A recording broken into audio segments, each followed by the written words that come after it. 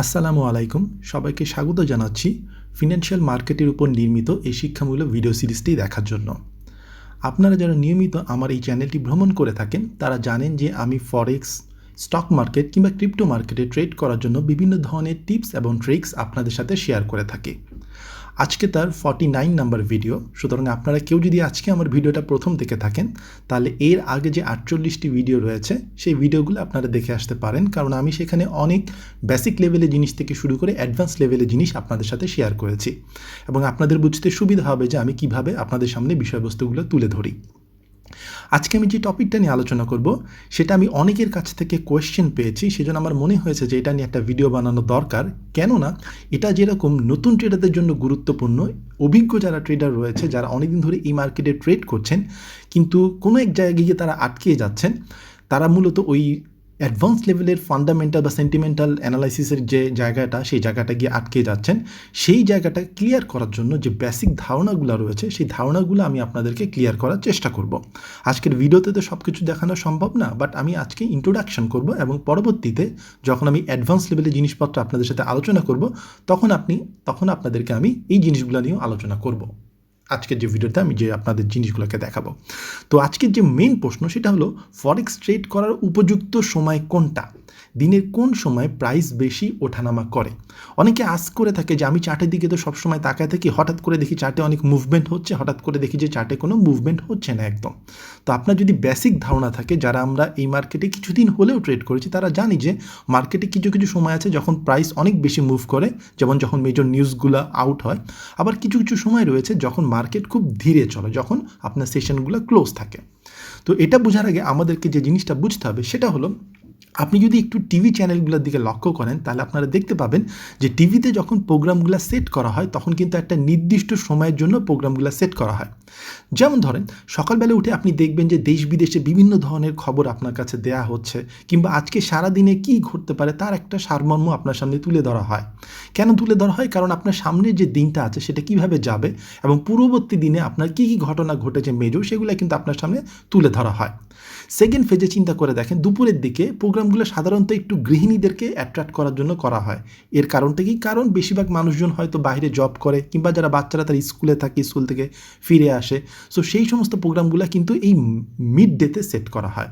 বিকালের দিকে দেখবেন যে সেই সমস্ত প্রোগ্রামগুলো রাখা হয় সাধারণত যেগুলো বাচ্চারা দেখতে পারবে। বিকালের দিকে সাধারণত বাচ্চারা হয় মাঠে খেলা করতে যায় কিংবা একটু টিভির সামনে বসে তাদের বিনোদনমূলক প্রোগ্রামগুলো দেখতে পারে। এবং রাতে সাধারণত দেখা যায় যে একটা ফ্যামিলি প্রোগ্রামগুলো আপনাদেরকে সাধারণত দেখানো হয় টিভিতে, ওটাকে বলা হয় প্রাইম টাইম। তো এরকম একটা টিভি প্রোগ্রামগুলোও কিন্তু এইভাবে সেট করা হয় যে যেই সময়ে মার্কেট, যেই সময়ে আপনার দর্শকটা যে টাইপের দর্শক থাকবে সেই দর্শকের টাইপের উপর ভিত্তি করে প্রোগ্রামগুলোকে সেট করা হয়।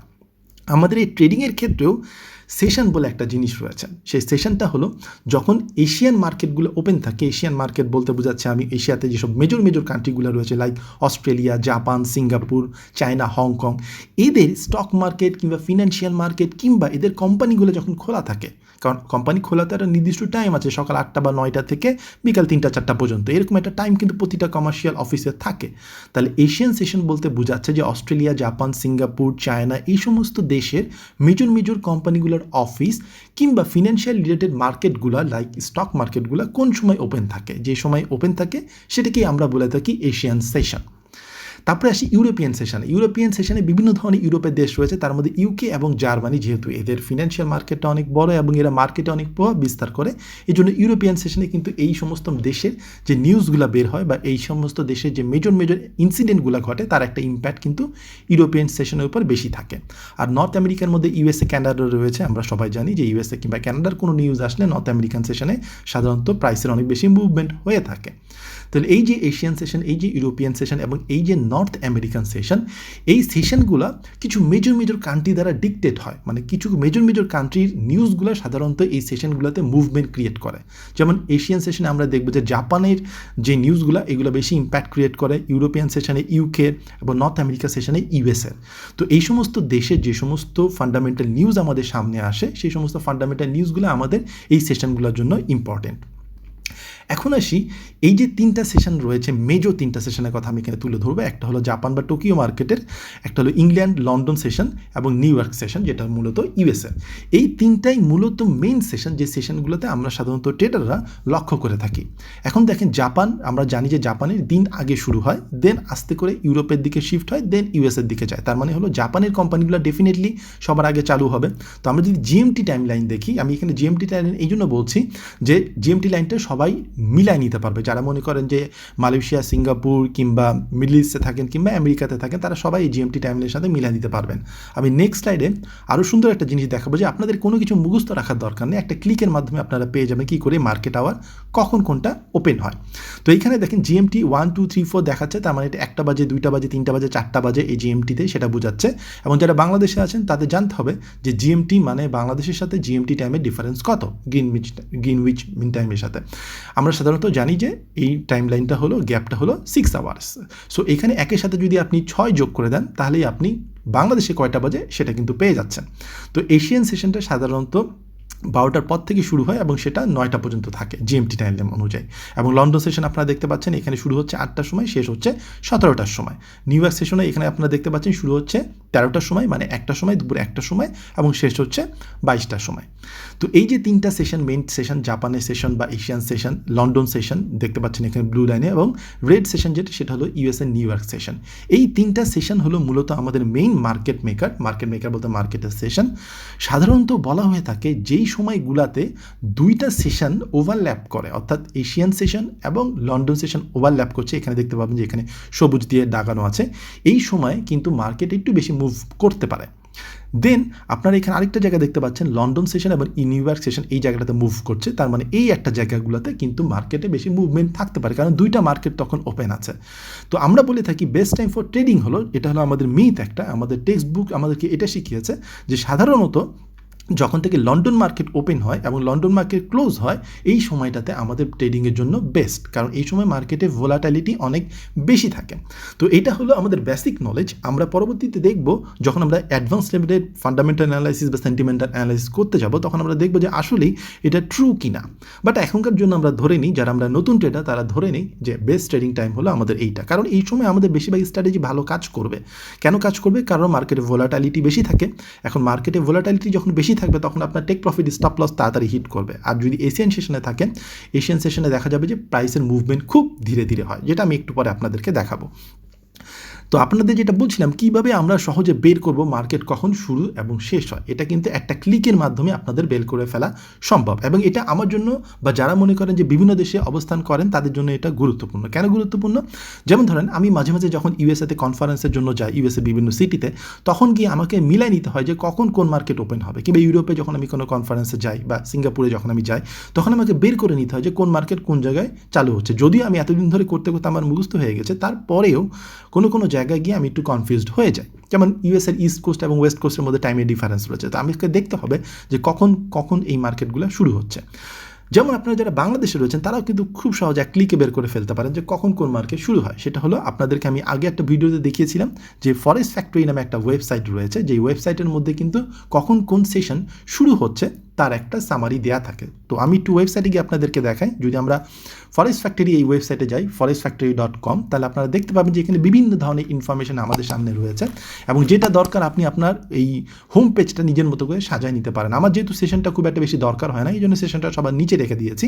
বাট আপনার যদি সেশনটা উপরে দরকার হয় তাহলে কিন্তু আপনি এটাকে ক্লিক করে উপরের দিকে নিয়ে যেতে পারেন, এটা আপনাদের ইচ্ছা। তো এখানে যদি আপনি দেখেন সেশন, এই সেশনে আপনি দেখতে পাচ্ছেন যে সিডনি সেশন দেখাচ্ছে, টোকিও সেশন দেখাচ্ছে, লন্ডন সেশন দেখাচ্ছে, নিউ ইয়র্ক সেশন দেখাচ্ছে। তার মানে এখানে কোন সেশন কখন শুরু হবে এবং এখন টাইম লাইনটা কোথায়, যে সবুজ যে লাইনটা দেখতে পাচ্ছেন ভার্টিক্যাল, সেটা হলো এখনকার টাইম। এই এখনকার টাইম, এখন আমাকে যদি কেউ কোয়েশ্চেন করে কোন মার্কেট ওপেন রয়েছে, তাহলে আমি সহজেই এটা দেখে বলে দিতে পারি এখন সিডনি মার্কেট ওপেন রয়েছে, তার মাঝ বরাবর রয়েছে, এবং টোকিও সেশনও কিন্তু শুরু হয়ে গেছে। তাহলে লন্ডন এবং নিউ ইয়র্ক সেশন এখনও অ্যাক্টিভ না, তার মানে এটা সবুজ না, তার মানে তারা এখনও চালু হয় নাই। কখন চালু হবে এখান থেকে কিন্তু আমি আমার টাইমলাইন দেখে বুঝে যাচ্ছি কখন চালু হবে। তো এখন এই জায়গাটা দেখেন, এই জায়গাটায় আমার টাইম শো করছে কিন্তু 2টা 58। 2টা 58 বলতে বোঝাচ্ছে যে 2টা 58তে এখন যেই কান্ট্রিতে 2টা 58 বাজে, সেই 2টা 58 অনুযায়ী কিন্তু এই টাইম লাইনটা এখানে শো করছে। বাট আপনি চান যে বাংলাদেশের টাইম লাইন অনুযায়ী এটা আপনাকে শো করুক। আমি এখানে আরবিটারি করে সেট করে রেখে দিয়েছি, কারণ আপনাদেরকে আমি দেখাতে চাই যে বাংলাদেশ কিংবা আমার দেশের মতো করে কান্ট্রি যদি আমি সেট করতে চাই তাহলে আমাকে কী করতে হবে। তো এই যে এখানে ছোট ঘড়ি দেখতে পাচ্ছেন, এখানে ক্লিক করবেন। এখানে ক্লিক করে আপনি কিন্তু আপনার টাইম লাইনটা সেট করতে পারেন। এখানে যেমন আমি টাইম লাইনটা এখন সেট করব বাংলাদেশের মতো করে। বাংলাদেশে আমি আগে বলেছিলাম যে জিএমটির সাথে ডিফারেন্স হলো 6 ঘন্টা। তাহলে এখানে দেখেন জিএমটি +6 = ঢাকা দেখাচ্ছে। এই জায়গাটা আমি যদি ক্লিক করি তাহলে এই ঘড়িটা, যে ঘড়িটা এখন এই ফরেস্ট ফ্যাক্টরিতে দেখাবে বা এই নিউজের যে জিনিসগুলো আপনাকে দেখাবে বা সেশনের জিনিসগুলো দেখাবে, সেটা কিন্তু এখন ঢাকার টাইম অনুযায়ী সেভ হয়ে গেল। এবার যদি আমি সেভ সেটিং করি তাহলে এখন দেখতে পাবেন যে ঢাকায় যেহেতু এখন বাজে 7:11 AM, অর্থাৎ সকাল 7:11 বাজে, তার মানে 7:11 বাজে, তার মানে এখন পুরা এই সেটিংসটা, ফরেস্ট ফ্যাক্টরি সেটিংসটা কিন্তু বাংলাদেশ টাইম অনুযায়ী সেট হয়ে গেছে। তো এখন যদি আমি হোম পেজে যাই, তাহলে আমি আবার সেই সেশনের কাছে যদি যাই, তাহলে আমি দেখতে পাবো যে সেমভাবে সিডনি আবার টোকিও সেশন রান করছে, কিন্তু আপনি এখানে দেখতে পাবেন যে এখন বাংলাদেশ টাইম অনুযায়ী কখন কয়টা বাজে। বাংলাদেশে যেহেতু 7:11 বাজে, তো 7:11-তে বাংলাদেশে এই যেখানে দেখেন 6টা এবং 7টা, এই 7:11-তে এখন আপনার সিডনি মার্কেট এবং টোকিও মার্কেট ওপেন রয়েছে। তাহলে এখন যদি আমি আপনাকে কোয়েশ্চেন করি যে লন্ডন মার্কেট কখন ওপেন হবে, তাহলে কিন্তু আপনি এখানে দেখতে পাচ্ছেন, যখন আমি কার্সারটা নিয়ে গেলাম দেখাচ্ছে যে বিগিনস ইন 5 hour 48 minutes, মানে 5 ঘন্টা 48 মিনিট পরে আমার টাইমে, অর্থাৎ বাংলাদেশ টাইমে, যেহেতু আমি ফরেস্ট ফ্যাক্টরিতে বাংলাদেশ টাইমটা সেট করেছি, একটার সময়, দুপুরে 1টার সময় কিন্তু এই লন্ডন সেশনটা চালু হবে। যদি আমি নিউ ইয়র্ক সেশনের উপরে আমার কার্সারটা নিয়ে যাই, তাহলে এখানে দেখা যাবে যে 10 আওয়ার পরে, 10 hour 48 মিনিট পরে আমার সময়, বাংলাদেশ সময় যেই সময়টা আমি সেট করেছি, সেই 6 PM এই মার্কেটটা চালু হবে। তাহলে খুব সহজে এক ক্লিকের মাধ্যমে আপনি যেই দেশে অবস্থান করেন না কেন, এই ঘড়িতে এসে সেই টাইমটাকে চেঞ্জ করে আপনি আপনার মতো করে সেট করে নিতে পারেন। যেমন ধরেন আমি যদি চাই, আমি এখন কাতারে রয়েছি যেহেতু, সো কাতারের অনুযায়ী যদি আমি এখানে সেট করতে চাই, তাহলে আমি জানি কাতারের টাইমের ডিফারেন্স হলো +3, সো আমি এখানে +3 যেটা আছে জিএমটি +3 সেটাকে সেট করে নিলাম। সেট করে নিলে আমার এখানে এখন আমার কাতারের টাইম দেখাবে। আমার কাতার এখন 4:12 বাজে, এখানেও এখন 4:12 দেখাচ্ছে। তার মানে আমি ফরেস্ট ফ্যাক্টরি থেকে আমি সহজেই দেখে যেতে পারি যে এখন কোন কোন মার্কেট ওপেন রয়েছে এবং কোন কোন মার্কেট কখন ওপেন হবে। যেমন আমার এখানে দেখাচ্ছে যে সকাল 10টার সময়, অর্থাৎ আমার টাইমে 10টার সময় এখানে আমার লন্ডন মার্কেট, এবং এখানে আমার টাইমে দুপুর 3টার সময় নিউ ইয়র্ক সেশনটা শুরু হবে। তো আশা করি এইটুকু বুঝতে পেরেছেন যে কী করে আমি খুব সহজে বের করে ফেলতে পারি যে কখন কোন মার্কেট শুরু হবে। এটা আপনাকে মুখস্থ রাখার দরকার নাই, কিন্তু আপনাকে এটুকু জানতে হবে যে কোন মার্কেট কখন শুরু হয়। সেটা যদি আপনার মাথায় থাকে, তাহলে আপনি সেই অনুযায়ী, আপনার স্ট্র্যাটেজি অনুযায়ী, সেই ভোলাটিলিটির উপর ডিপেন্ড করে আপনি আপনার স্ট্র্যাটেজিটাকে সাজাতে পারেন।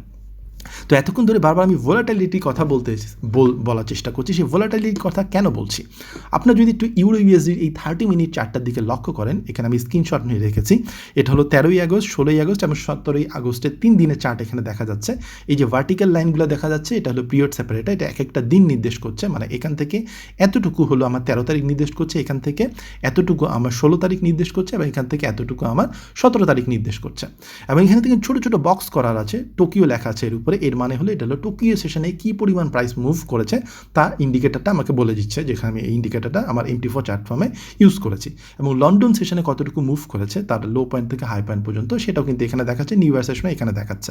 তো প্রথম দিনে আমি যদি লক্ষ্য করি, তাহলে দেখব যে টোকিও সেশনের থেকে কিন্তু লন্ডন এবং নিউ ইয়র্ক সেশন অনেক বেশি মুভ করেছে। সেম আপনি সেকেন্ড ডেতেও দেখেন যে টোকিও সেশনের থেকে লন্ডন এবং নিউ ইয়র্ক সেশনে বড়োভাবে মুভ না করলেও, অর্থাৎ একদিকে বেশি মুভ না করলেও, এর ভিতরে কিন্তু অনেক বেশি ভোলাটাইল ছিল মার্কেটটা। অর্থাৎ মার্কেটটা লন্ডন এবং নিউ ইয়র্ক সেশনে ডেফিনেটলি টোকিও সেশনের চেয়ে অনেক বেশি ভোলাটাইল ছিল। এবং থার্ড দিনও আমরা এখানে দেখতে পাচ্ছি যে টোকিও থেকে লন্ডন কিংবা নিউ ইয়র্ক সেশন, যে বক্স দুটো দেখা যাচ্ছে, তারা অনেক বেশি মুভ করেছে। এটা হলো ইউরো ইউএসডির ক্ষেত্রে।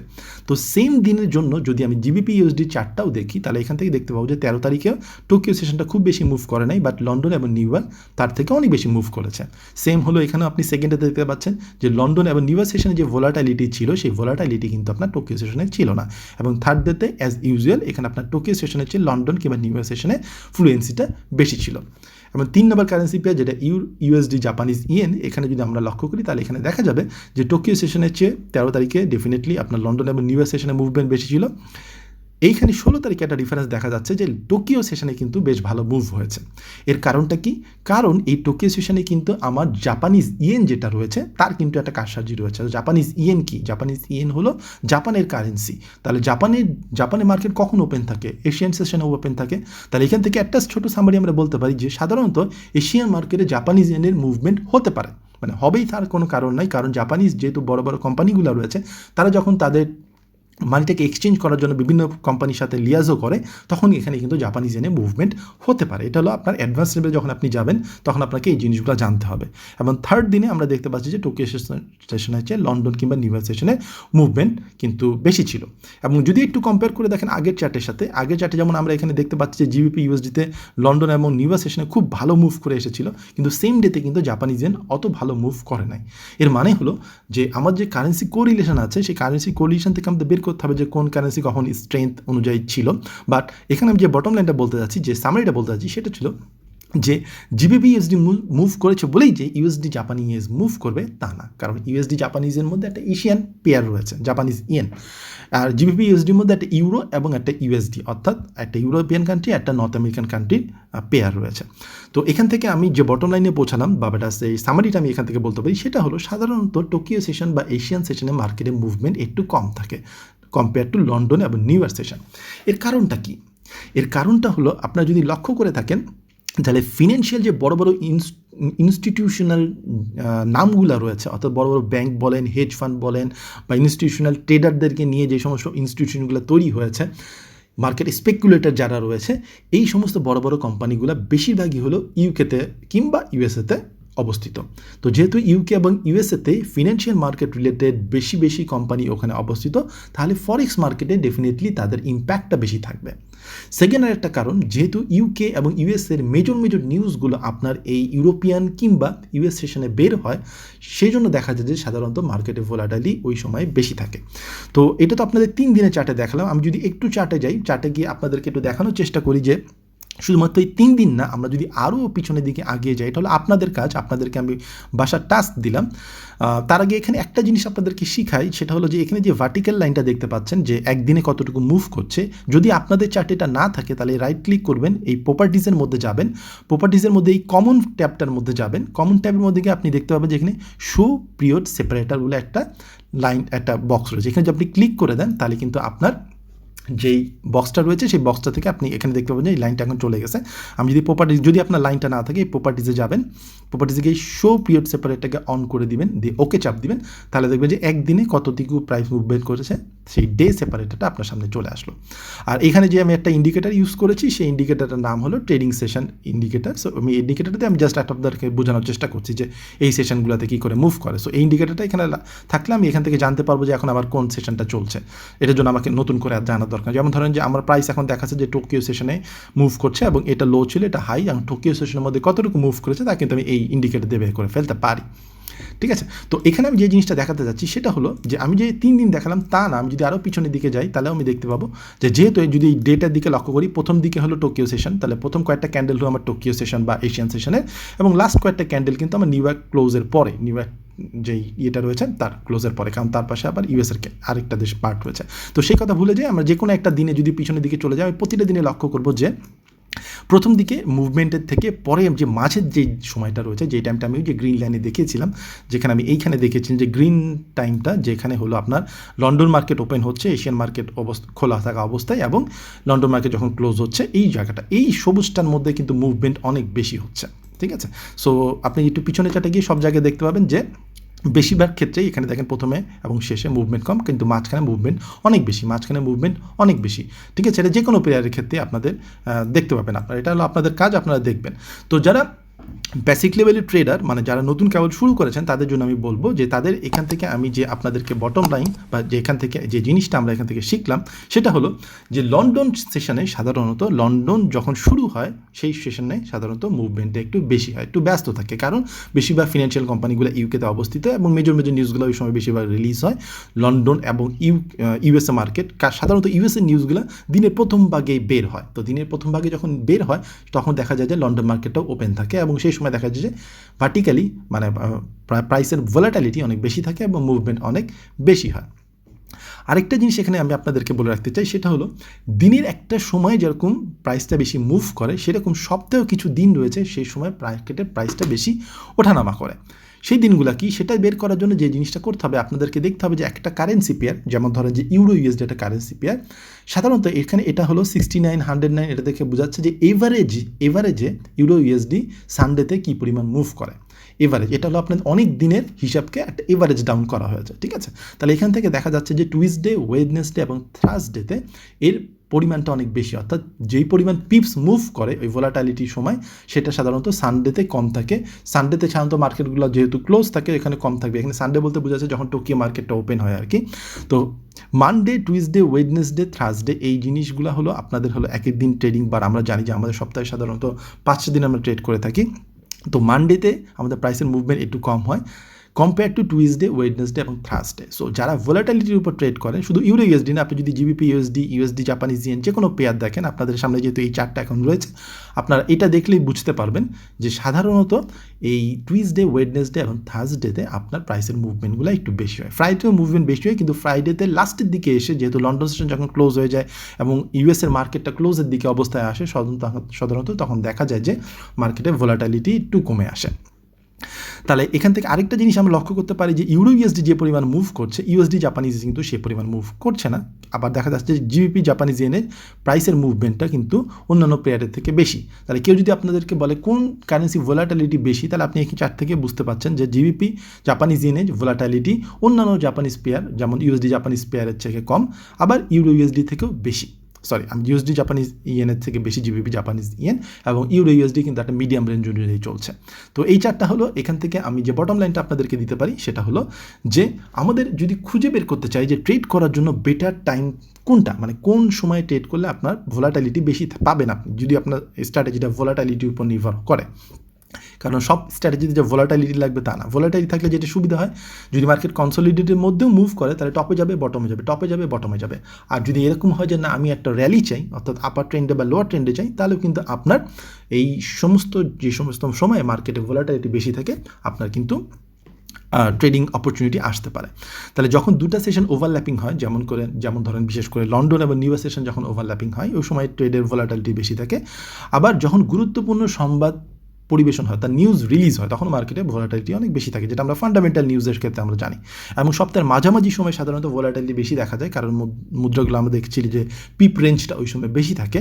কারণ সাধারণত দেখা যায় যে উইকের মাঝের দিকে মেজর নিউজগুলো আসে, উইকের শেষেও কিছু মেজর নিউজ আসে, যেমন ধরেন যে আপনার জব মার্কেটের যে নিউজগুলো, ইউএসএর রিলেটেড নিউজগুলো আসে, সেগুলো সাধারণত উইকের লাস্টের দিকে।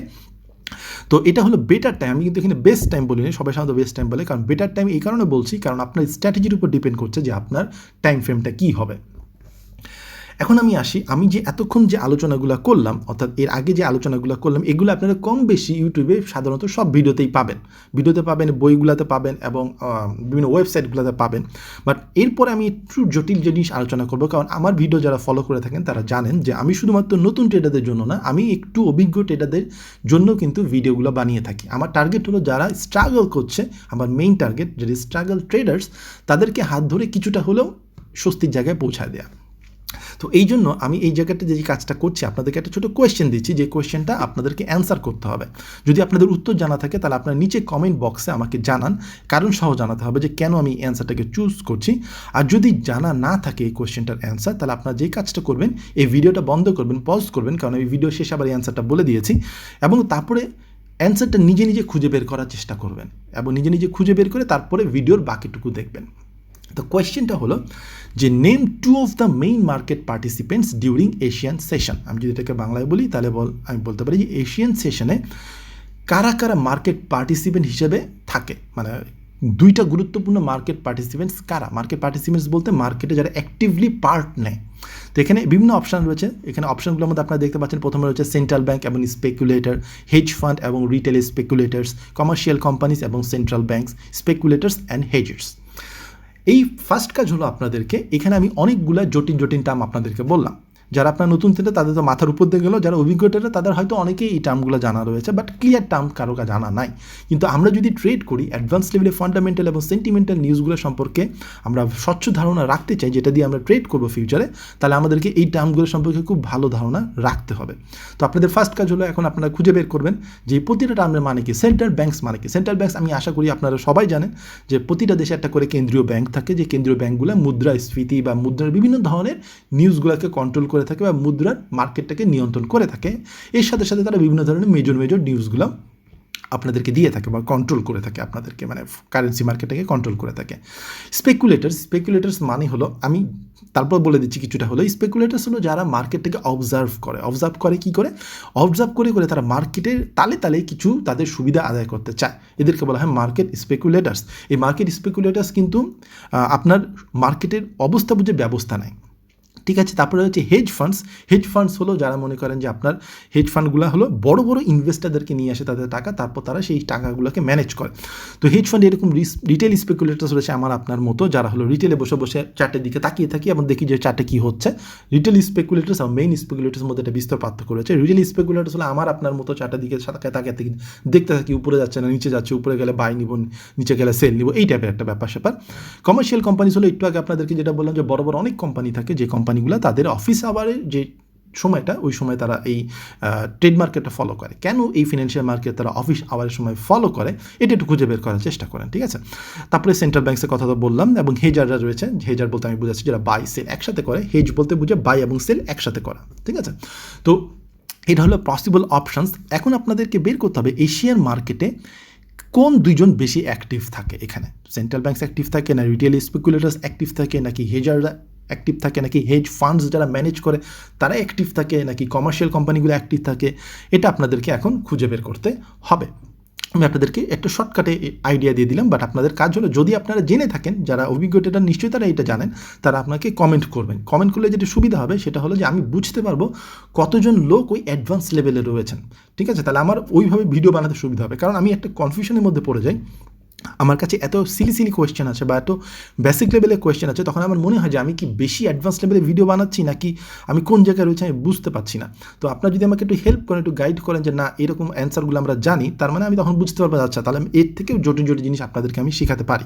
আর যদি আপনি বেসিক লেভেলে কোয়েশ্চেনের অ্যান্সারগুলো দিতে না পারেন, তখন আমাকে বুঝতে হবে যে আমাকে আরেকটু বেসিক লেভেলে নেমে আসতে হবে, কারণ আমার ভিডিও যেহেতু নতুন থেকে শুরু করে অভিজ্ঞ ট্রেডার সবাই দেখবে, তার সাথে আমাকে ভিডিও সিরিজটাও ওইভাবে বানাতে হবে। আমি আমার একটা এক্সেল শিটের মধ্যে সুন্দর করে লিখে রেখে দিয়েছি যে আমি কোন ভিডিওটা কার পরে বানাবো। আপনারা যখন টপিক দেন এই টপিকগুলোকেও নিচে রেখে রাখি, তারপর আমি ঠিক জায়গা মতো করে ওই টপিকগুলোকে ঢুকাই দিই, যাতে আপনাদের বুঝতে সুবিধা হয়। কারণ এই সিরিজটা আমি এভাবে বানাচ্ছি যাতে নতুন একজন এসে যদি শুরু করে, যাতে একদম আস্তে আস্তে তাকে আমি হাত ধরে অভিজ্ঞ ট্রেডারদের কাতারে নিয়ে আসতে পারি। আর অভিজ্ঞ ট্রেডার রয়েছে তাদের জন্যই আমার প্রতিটা ভিডিওতে কিছু না কিছু রাখি, কারণ আমি সবসময় ফিল করি যে যারা অভিজ্ঞ ট্রেডার, যারা অনেক ধরে ট্রেড করছেন 4-5 বছর ধরে, বাট একটুর জন্য যারা ওই মার্কেটটাকে ধরতে পারছেন না, তাদের কিছু টিপস এবং ট্রিক্স যদি আমি দিয়ে দিই, তাহলে কিন্তু আপনারা এই মার্কেটটাকে ধরতে পারবেন, ঠিক আছে।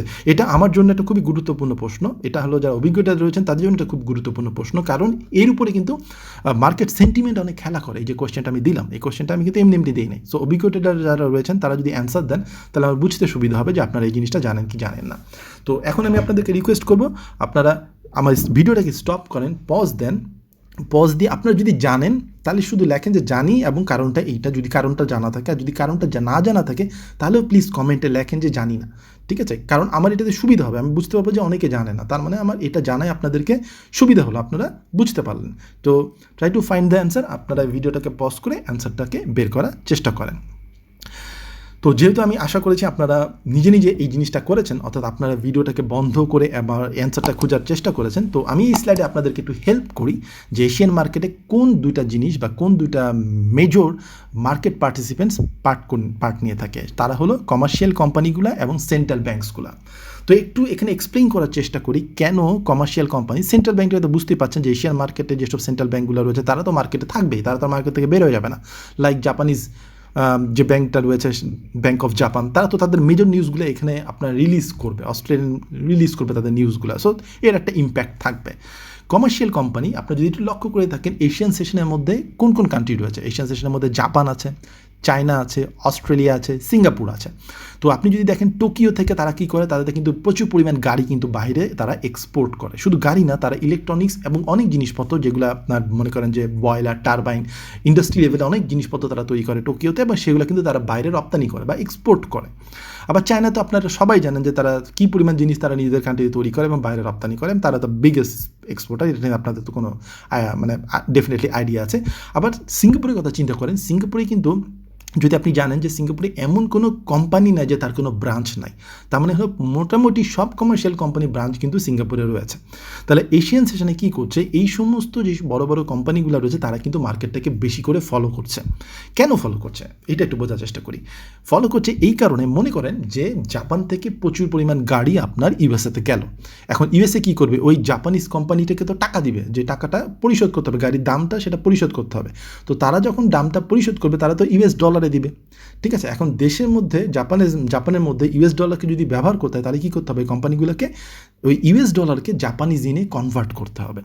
এখন যখন আপনি ওই ইউএস ডলারকে জাপানিজ ইয়েনে কনভার্ট করবেন, তখন কোন সময় কনভার্ট করলে আপনার সবথেকে বেশি লাভ হবে। তো কমার্শিয়াল কোম্পানিগুলা, এক্সপোর্টার কোম্পানিগুলা ওই জিনিসটা তো খুঁজে বের করার চেষ্টা করবে। তারা যদি দেখে যে আমি এখন যদি ইউএস ডলারকে আমার জাপানিজ ইয়েন কনভার্ট করি তাহলে আমি অনেক বেশি জাপানিজ ইয়েন পাচ্ছি, তখনই কিন্তু সেই কোম্পানিগুলো আপনার এই জিনিসটা করবে। আরেকটা কারণে এই জিনিস কমার্শিয়াল কোম্পানিগুলো, শুধুমাত্র জাপানের যে কোম্পানিগুলো আছে তা না, অন্যান্য যেসব কমার্শিয়াল কোম্পানি রয়েছে তারাও এই এশিয়ান সেশনটাকে খুব বেশি করে ফলো করে। কেন ফলো করে? কারণ যেহেতু এর ভোলাটাইলিটি কম থাকে, কারণ মেজর ইনস্ট্রুমেন্ট, মেজর ইনস্টিটিউশন বা মেজর ব্যাঙ্কগুলো যেহেতু তখন ক্লোজ থাকে বা মেজর নিউজ তখন পাবলিশ হয় না, এইখানে আপনার সেন্টিমেন্ট নিয়ে খেলা করার অনেক স্কোপ রয়েছে, যেটাকে বলে যে মার্কেট মেকাররা এখানে সহজে মার্কেটটাকে মুভ করাতে পারে, ঠিক আছে। এই জিনিসটা যদি আপনার না জানা থাকে যে মার্কেট সেন্টিমেন্ট কী করে কাজ করে বা মার্কেট মেকাররা মার্কেট কোন দিকে নিয়ে যাচ্ছে, কেন নিয়ে যাচ্ছে, এটা যদি বুঝতে না পারেন তাহলে কিন্তু আপনার টেকনিক্যাল নলেজ ফাটাফাটি হলেও ফান্ডামেন্টাল নলেজ যদি থাকেও সেন্টিমেন্টটা গিয়ে আপনি ধরা খেয়ে যাবেন। যেহেতু আমরা একটু অ্যাডভান্স লেভেলের কথা এখানে বলছি, সো আপনাদেরকে এই অ্যাডভান্স লেভেলের জিনিসগুলো ধরতে হবে। অ্যাডভান্স লেভেলের জিনিসগুলোর অসুবিধা কি জানেন, এইগুলোকে টেক্সট বুক মোড়ে বলে দেওয়া যায় না। যেমন আমি প্রথম দিকে খুব সুন্দর করে বলে দিচ্ছিলাম যে এই সময় সেশন শুরু হয়, এই সময় সেশন শেষ হয়, এই সময় ওভারল্যাপ হয়, সো বেস্ট টাইম হলো বা বেটার টাইম হলো এর মাঝখানে ট্রেড করা, বা বেটার টাইম হলো উইকের মাঝখানে ট্রেড করা। তার মানে কি সবসময় উইকের মাঝখানে ট্রেড করবো, বা সবসময় কি আমরা শুধু ওই জায়গাতেই ট্রেড করবো? না, কোনো ক্ষেত্রে কোনো সিচুয়েশনে কিন্তু আপনার এটাকে ডিফার করে অ্যাডভান্স লেভেলে। এবং কোনো সময় দেখা যাবে যে এশিয়ান সেশনগুলো আমার পরবর্তী লন্ডন এবং ইউএসএ মার্কেটে কী পরিমাণ মুভ হবে তার কিন্তু একটা আর্লি ইন্ডিকেশন দিয়ে দেয়। কারণ যারা মানিটাকে ট্রান্সফার করে ইউএসডি থেকে জাপানিজ এনে, তারা যে একবারে করে তা না, কারণ তারা তো মিলিয়ন ডলার কনভার্ট করে এক জায়গা থেকে আরেক জায়গায়, মানে ইউএস ডলার থেকে জাপানিজ এনে তারা করে কি একটু করে ইনজেক্ট করে। তো আপনি যদি ইনজেকশন পয়েন্টটা ধরতে পারেন, যেটাকে আমি সুন্দর করে বলতে চাই যে ব্যাঙ্কগুলো যখন তার টাকাগুলোকে কনভার্ট করে একটা থেকে আরেকটাতে, ওই পয়েন্টটা যদি আপনারা ধরতে পারেন মেজর ব্যাঙ্কগুলো বা মেজর ফিনান্সিয়াল ইনস্টিটিউশনগুলো, তাহলে কিন্তু আপনারা ওই মার্কেটে একটা মুভমেন্ট যে আর্লি হতে পারে সেই জিনিসগুলো আপনার প্রেডিক্ট করতে পারেন। এবং এটা প্রেডিক্ট করে টেকনিক্যালও কিছু জিনিসপত্র রয়েছে, যেমন মার্কেটে যে ডাইভারজেন্স, সেটা আপনাদেরকে আমরা আগেই শিখেছি, ডাইভারজেন্সের উপর ভিডিও আছে, আপনারা দেখে আসতে পারেন। আমি এই জিনিসটাকে খুবই পছন্দ করি, এই জন্য আমি আপনাদেরকে বারবার ডাইভারজেন্সের কথা বলি, কারণ মার্কেটে ডাইভারজেন্স দিয়ে আপনি আর্লি প্রেডিক্ট করতে পারেন। ডাইভারজেন্স হলো টেকনিক্যাল টার্ম, বাট এই ডাইভারজেন্সটা কেন ঘটছে এর পিছনে কিন্তু আপনার ফান্ডামেন্টাল, অ্যাডভান্স লেভেলের ফান্ডামেন্টাল এবং সেন্টিমেন্টাল যে জিনিসটা সেটা কিন্তু কাজ করে। তো ফান্ডামেন্টাল এবং সেন্টিমেন্টাল জিনিস সম্পর্কে যদি আপনারা জানতে চান অ্যাডভান্স লেভেলে, তাহলে আপনাদেরকে এই বেসিকগুলো থেকে একটু সরে আসতে হবে, এসে আপনাদেরকে একটু থিঙ্কিং পাওয়ার ইউজ করতে হবে, একটু বেশি করে পড়াশোনা করতে হবে, কিংবা বেশি করে মার্কেটে টাইম স্পেন্ড করতে হবে।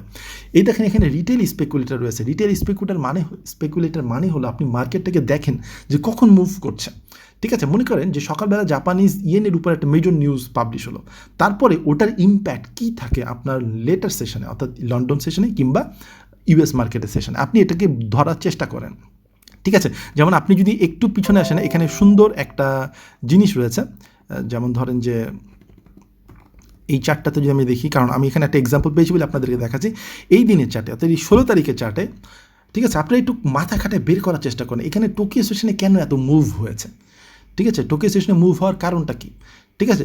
আপনারা লক্ষ্য করলে দেখতে পারবেন যে আগের দিনে কিন্তু টোকিও সেশনের আগের দিনে, যেটা লন্ডন সেশন এবং নিউ ইয়র্ক সেশনে অনেক দূর নিচে নেমে আসছিল, অর্থাৎ এখানে প্রাইসের অনেক মুভমেন্ট হয়েছিল। তো প্রাইসের যদি এত মুভমেন্ট হয় তার মানে কি কারেন্সি এক্সচেঞ্জেরও একটা মুভমেন্ট হয়েছে। কারেন্সি এক্সচেঞ্জ বলতে আপনার এখানে কি ইউএসডি এবং জাপানিজ ইয়েন, তার মানে কি এখানে জাপানিজ ইয়েন স্ট্রং হচ্ছে এবং ইউএসডি উইকার হচ্ছে, তাহলে বড় বড় কোম্পানিগুলো যারা এতদিন ধরে ওয়েট করছিল যে আমার এখন জাপানিজ ইয়েন আমার স্ট্রং দরকার, তখন কিন্তু তারা এইখানে এসে ম্যানিপুলেশন করবে মিনস তারা টাকাটাকে ট্রান্সফার করবে। ম্যানিপুলেশন, এটাকে নট অনলি ম্যানিপুলেশন বলা যায়, এটাকে বলা যায় যে আমি যদি আমার টাকাটা জানি যে কখন আমি ট্রান্সফার করবো অন্য একটা কারেন্সিতে বা এক্সচেঞ্জ করব, তাহলে ওই সময় কিন্তু আমি এক্সচেঞ্জ করবো যখন আমার এই জিনিসটা ঘটে। তো এই এক্সচেঞ্জের কারণে কিন্তু দেখা যায় যে আগের দিনে যে ট্রেডটা ছিল সেটা কিন্তু নিচের দিকে আরও গড়িয়ে গেছে, ঠিক আছে, কারণ এই সময় ওই সুবিধাটা নেওয়ার চেষ্টা করেছে মার্কেটে যে বড় বড় কমার্শিয়াল কোম্পানিগুলো রয়েছে। তো আপনার যদি এটা জানা থাকে যে বড় বড় কোম্পানিগুলো এই সময়ে এসে আপনার এই টাকাটাকে এক্সচেঞ্জ করবে, তাহলে কিন্তু আপনি দেখেন এখানে ট্র্যাপের মধ্যে পড়তেন না। এখানে কিন্তু দুইটা ট্র্যাপের মধ্যে আপনার পড়ার সম্ভাবনা ছিল। একটা হলো প্রাইস যেহেতু অনেক নিচের দিকে নেমে এসেছে, আমরা জানি যে ইন্ডিকেটারগুলো যখন ওভার সোল্ড পজিশনে পৌঁছা যায় তখন সেখান থেকে মার্কেট টার্ন করে। তো এখান থেকে অনেকে ওই অসিলেটর ইন্ডিকেটার থেকে একটা ইন্ডিকেশন পেতে পারেন যে হ্যাঁ ঠিক আছে মার্কেট এখন উপরের দিকে যেতে পারে। 2 নম্বর হলো এখানে যখন একটা বড় এনগালফিং প্যাটার্ন পেয়ে গেলেন তখন কিন্তু অনেকে মনে করতে পারে যে আচ্ছা এখানে তার এনগালফিং প্যাটার্ন ক্রিয়েট হলো 30 মিনিটসের, যদিও তখন অনেকে মনে করতে পারেন আচ্ছা তার মানে হলো এখন ওভারসোল্ড থেকে উপরের দিকে যাচ্ছে, এখন আমি কি করতে পারি উপরের দিকে একটা ট্রেড নিতে পারি, ঠিক আছে। কিন্তু দিস ইজ এ ট্র্যাপ।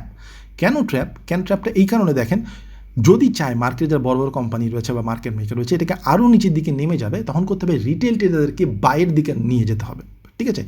এই সেন্টিমেন্টটা বোঝার চেষ্টা করেন, দিস ইজ সেন্টিমেন্ট অ্যানালাইসিস।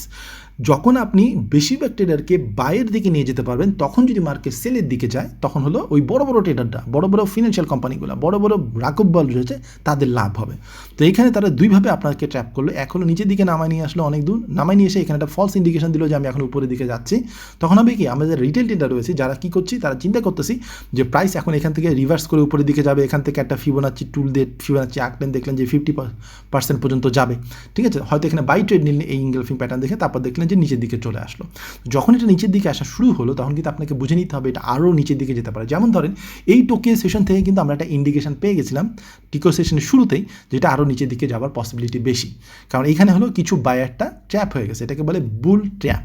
তো বুল ট্র্যাপের মধ্যে যখন পড়ে গেছে তখন কী হয়, মার্কেটটা আরও বেয়ার ট্র্যাপ মানে বেয়ারের দিকে গেলে বুলগুলো আরও বেশি ধরা খাবে, ঠিক আছে। কারণ উপরের দিকে অলরেডি এখানে অনেক বুল ছিল যারা ধরা খেয়ে বসে আছে, তারাও কিন্তু এখানে রিকভার করার জন্য এখান থেকে বাই দিবে। নট অনলি নতুন বাই, এখানে পুরাতন বায়াররা এখান থেকে বাই দিবে। তাহলে দুই বায়ারকে তারা এখানে ধরলো, তার মানে হলো বেশিরভাগ বাই ট্রেডার এখানে ট্র্যাপ হয়ে বসে আছে। তো এখান থেকে আমরা আর্লি সেশনে একটা ইন্ডিকেশন পেয়ে যেতে পারি যে নিউ ইয়র্ক সেশনেও কিন্তু এটা অনেক নিচের দিকে যাওয়ার পসিবিলিটি রয়েছে। এবং আপনি যদি দেখেন যে লন্ডন এবং নিউ ইয়র্ক সেশনের যে ওভারল্যাপটা হয়েছে, ওই ওভারল্যাপও কিন্তু মার্কেটটা নিচের দিকে নেমে আসছে। তো আমি জাস্ট একটা এক্সাম্পল দিয়ে আপনাদেরকে বোঝানোর চেষ্টা করলাম যে একটা বেসিক ধারণা যে কোন সময় মার্কেট বেশি ওঠানামা করে, এই একটা ধারণা থেকেও কিন্তু আপনাদের অনেক অ্যাডভান্স লেভেলের নলেজ গ্যাদার করার অপরচুনিটি রয়েছে। আপনাদের শুধুমাত্র মার্কেট কখন ওপেন হচ্ছে কখন ক্লোজ হচ্ছে এটার দিকে নজর রাখবেন তা না, আপনাদের যে কাজটা করতে হবে মার্কেটের ওপেন হওয়ার সাথে সাথে মেজর নিউজগুলা পাবলিশ হওয়ার সাথে সাথে কী ধরনের ইম্প্যাক্ট পড়ছে মার্কেটের উপরে সেগুলোকে ধরার চেষ্টা করতে হবে, এবং তার অনুযায়ী আপনাদেরকে একটা নোট ডাউন করে রাখতে হবে, মাথার মধ্যে আপনাদের নলেজগুলোকে গ্যাদার করে রাখতে হবে। কারণ যত বেশি বেশি আপনি মার্কেট স্পেকুলেট করে মার্কেট দেখবেন, এই নিউজের সময় কী ঘটছে আপনি দেখবেন, তখন তত বেশি আপনি বুঝতে পারবেন যে মার্কেটে কীভাবে ট্রেড নিতে হয়। আজকে ভিডিওটা লাস্ট একটা টপিক দিয়ে আমি শেষ করব, সেটা হলো যে আমাকে অনেকে খুব বেসিক কোয়েশ্চেন করেন, আমি সাধারণত ওই বেসিক কোয়েশ্চেনগুলো অ্যান্সার দিতে পছন্দ করি না। কেন পছন্দ করি না আপনাকে বলি, কারণ এই অ্যান্সারগুলো অলরেডি অনেক ভিডিওতে দেয়া আছে। আপনি যদি একটু সার্চ করেন বা একটু গুগলে যান, একটু ইউটিউবে যান, একটু সার্চ করেন, যেমন এই কোয়েশ্চেনটা কিন্তু আমাকে অনেকে আস্ক করেছেন যে মার্কেট কখন উঠানামা করছে আমি তো বুঝতে পারছি না, একসময় চারটে দিকে মার্কেটে কোনো মুভই হচ্ছে না, বসে আছে, একসময় দিকে অনেক বেশি মুভ হচ্ছে। আপনি যদি একজন নোভিস ট্রেডার হিসেবে এটা না জানেন যে কখন মার্কেট মুভ করবে কখন মার্কেট মুভ করবে না, তাহলে কিন্তু আপনি এই মার্কেটে আপনি সাস্টেন করতে পারবেন না, ঠিক আছে। ওকে, হতে পারে নতুন যারা আসছেন তারা যারা একদমই নতুন তারা হয়তো এই জিনিসটা জানেন না, কিন্তু আমি অনেককে ডিরেক্ট অ্যান্সার না দিয়ে এমন করেছি, বলার চেষ্টা করেছি আচ্ছা আপনি তো এই অ্যান্সারটা জানেন না, তো একটু খুঁজে বের করে দেখেন। তো খুঁজে বের করার জন্য আমি ইন্ডিকেশনও দিয়ে দিয়েছি যে মনে করেন যে 4টা সেশন রয়েছে, আমি আপনাদের 4টা সেশনের নাম বলে দিলাম যে এই সেশন, জাপানের টোকিও সেশন রয়েছে, ইউরোপিয়ানের আপনার লন্ডন সেশন রয়েছে, ইউএসএ নিউ ইয়র্ক সেশন রয়েছে। তো এই 4টা সেশনের মধ্যে কোন সময় প্রাইসটা বেশি মুভ করে এটা কিন্তু খুঁজে বের করতে খুব বেশি কষ্ট করতে হয় না, ঠিক আছে। বা কোন টাইমে একটা দিনে কোন টাইমে বেশি মানে আপনার প্রাইসটা মুভমেন্ট করে, এটা যদি আপনি যদি একটু গুগলে যান, Google is the best friend, গুগলে গিয়ে যদি একটু টাইপ করেন যে কী করছেন আপনি, ফরেক্স ট্রেড করছেন, স্টক মার্কেট ট্রেড করছেন, ক্রিপ্টো ট্রেড করছেন, জেনে ট্রেড করেন না কেন, টাইপ করেন যে ফরেক্স মার্কেট কোন সময় বেশি মুভ করে, বাংলা লিখতে চাইলে এইভাবে লেখেন, আর যদি না চান ইংলিশে লেখেন, ঠিক আছে। যদি বাংলা অ্যান্সার খুঁজে না পান, যেহেতু বাংলা যেহেতু ব্লগ অত বেশি নেই বা ভিডিও অত বেশি নেই, ইংলিশে টাইপ করেন, ঠিক আছে, তাহলে আপনি কিন্তু পেয়ে যাবেন আপনার কাঙ্ক্ষিত অ্যান্সার। তো আমি অনেককে বলেছি যে ঠিক আছে, আপনি তো আমাকে প্রশ্নটা জিজ্ঞেস করলেন এর অ্যান্সারটা কী হবে, তো আপনি বলতেছেন আমি অ্যান্সার জানি না বা আমি অ্যান্সার খুঁজেই বের করেন। তো আপনারা যদি খুঁজেই না বের করেন এবং আপনি যদি আমাকে না জানান যে আমি খুঁজে বের করে এই অ্যান্সারটা পেয়েছি, তাহলে আমি বুঝবো কী করে আপনার শেখার ইচ্ছা রয়েছে। এই জিনিসটা খুবই ইম্পর্ট্যান্ট। আপনার যদি শেখার ইচ্ছা না থাকে, আপনাকে আমি লাইন ধরাই দিচ্ছি, আমার এই ট্রেডিংয়ে আমি কখনোই বলবো না, আমি রিজিড স্ট্র্যাটেজি দিয়ে দিব না, রিজিড এই বলবো না এই করেন সেই করেন বাই করেন সেই করেন। ট্রেড সিগন্যাল দেওয়ার তো কোনো প্রশ্নই আসে না। এই ট্রেড সিগন্যালে কোয়েশ্চেনই আমাকে করবেন না, কারণ ট্রেড সিগন্যাল দেওয়া মানে হলো একটা ট্রেডারকে পঙ্গু করে দেওয়া, প্যারালাইসিস করে দেওয়া, যে ট্রেডারকে ট্রেড শিখতে না দেওয়া মানে হলো সিগন্যাল প্রোভাইড করা।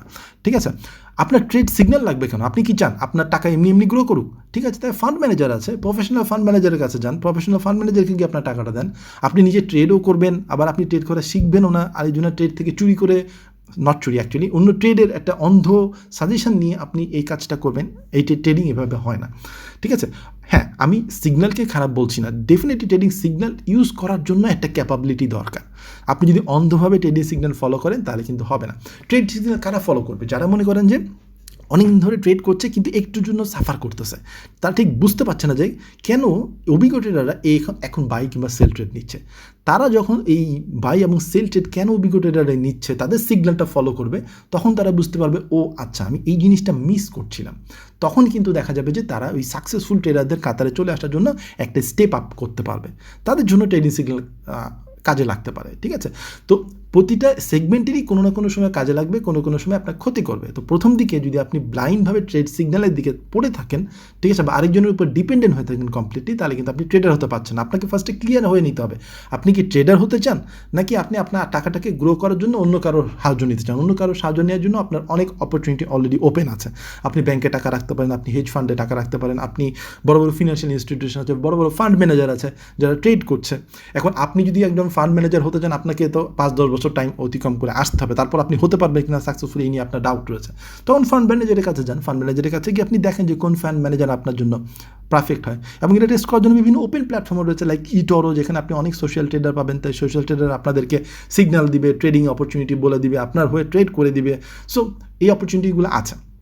ঠিক আছে, সবাইকে যে ট্রেডার হতে হবে তাই না, আমি তো সবাইকে ট্রেডার হতে বলছি না, বাট এই ভিডিওগুলো হলো যারা ট্রেডার হতে চায়।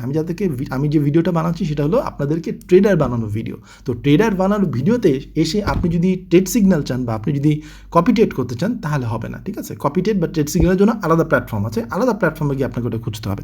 ঠিক আছে, সো আর শেখার ইচ্ছা থাকতে হবে। শেখার ইচ্ছা যদি না থাকে তাহলে কিন্তু এই মার্কেটে আপনি টিকে থাকতে পারবেন না। আপনার যদি আসলেই শেখার ইচ্ছা থাকে, আপনি যদি স্ট্রংলি বিলিভ করে থাকেন যে আমি এই মার্কেটে টিকে থাকার জন্যই আসছি, আমার এই মার্কেটটা ভালো লাগে, তাহলে কিন্তু আপনি এই মার্কেটে টিকে থাকতে পারবেন।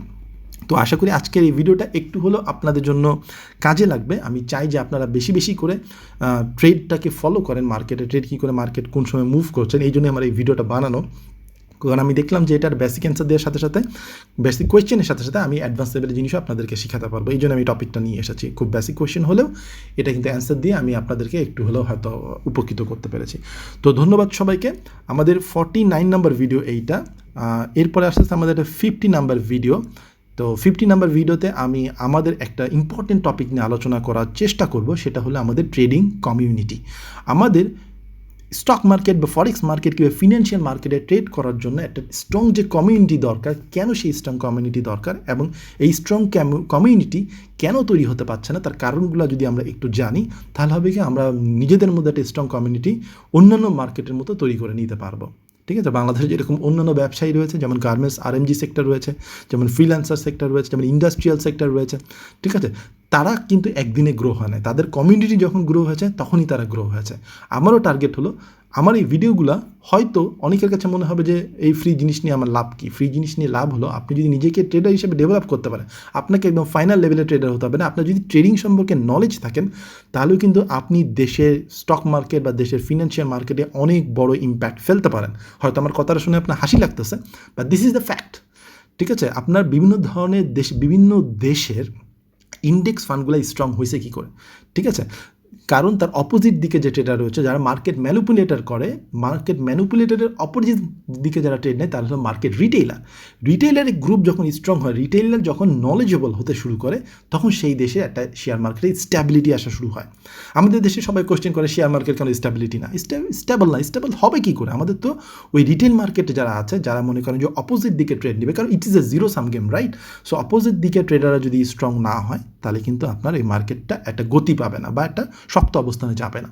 তো আমরা যদি ট্রেডার হই, আমরা যদি আমাদের এই নলেজগুলো থাকে, আমরা যদি বেসিক নলেজগুলোকে গ্যাদার করতে পারি, তাহলে কিন্তু আমরা আমাদের মার্কেটকেও হেল্প করতে পারবো। নট অনলি যে দেশের মার্কেট, আমরা বিদেশের মার্কেট থেকে অনেক টাকা ইনকাম করে আমরা দেশে মাটিতে নিয়ে আসতে পারবো, যেটা আমাদের ফরেন রেমিটেন্স সোলজাররা যেরকম যে কাজ করতেছে বাহির থেকে, তারা ঘাম ঝরিয়ে যে টাকাটা দেশে পাঠাচ্ছে, তারা যে দেশের উন্নতিতে কাজে লাগাচ্ছে, মানে দেশের উন্নতিতেও তারা একটা বড় অবদান রেমিটেন্স সোলজাররা রাখছে, আমরাও কিন্তু এই জিনিসটা করতে পারি। যেমন ফ্রিল্যান্সের কথা চিন্তা করেন, ফ্রিল্যান্সিং যারা করতো আজ থেকে 10 কিংবা 20 বছর আগে বা 15 বছর, 20 না 10 বছর আগে কথা চিন্তা করেন, তারা কিন্তু এই পরিমাণ রেসপেক্ট পেত না। ইভেন এখনকার দিনেও ফ্রিল্যান্সার যেই পরিমাণ রেসপেক্ট পাওয়া উচিত, আমার মনে হয় যে তারা সেই পরিমাণ রেসপেক্ট পায় না। কারণ তারা কী করছে, তারা বাইরের কাজ করছে, বাইরের কাজ করে তারা বাইরের থেকে ডলার নিয়ে আসছে। তো ডলার, বাংলাদেশ গভর্নমেন্ট ডলার বাইরে নিয়ে যেতে দেয় না, কারণ তারা চায় যে ডলার তাদের মজুদ হোক। তো যারা এরকম করে ডলার বাইরে থেকে নিয়ে আসতেছে, কেন তাদেরকে রেসপেক্ট দিবে না? তাদেরকে আরও বেশি রেসপেক্ট দেওয়া উচিত। এবং আমি আশা করি যে ইন ফিউচারে যারা ক্রিপ্টো ট্রেড করে, যারা ফরেক্স মার্কেটে ট্রেড করে, যারা স্টক মার্কেটে ট্রেড করে, তারা যদি ট্রেড করে করে প্রফিট করতে পারে, তাহলে ডেফিনেটলি গভর্নমেন্ট কেন সবাই আমাদেরকে ভালো নজরে দেখবে, যেটা বাইরের দেশে হয়। বাইরের দেশে ট্রেডার পরিচয় দিতে আমি গর্ববোধ করি, আর দেশে গেলে আমাকে লুকায় থাকতে হয় যে আই এম এ ট্রেডার। ঠিক আছে, যদি আমি ক্রিপ্টো কারেন্সির নাম বলি, তাহলে আমরা মনে হবে যে এখন জেলে ঢুকে নিয়ে চলে যাবে। বাট হোয়াট ইজ, মানে this is not the right thing, right? আমরা সবাই জানি, যারা ট্রেডার, যারা একটু উপরে লেভেল আছে, তারা আমরা জানি যে this is not right. But দেশেও কিছু সিচুয়েশন আছে, কারণ দেশে যে পরিমাণ আপনার আরেকজনের মাথায় কাঁঠাল ভেঙে খাওয়ার একটা পরিস্থিতি তৈরি হয়, সে সময় গভর্নমেন্ট এই ডিসিশনগুলো না নিয়ে পারে না। তো আজকের ভিডিওটা অনেক বড় হয়ে যাচ্ছে, আমি আর এই ভিডিওটা টপিকটা এখানে আলোচনা করবো না। নেক্সট ভিডিওর জন্য আপনাদের আমি আমন্ত্রণ জানাই রাখলাম। ধন্যবাদ সবাইকে।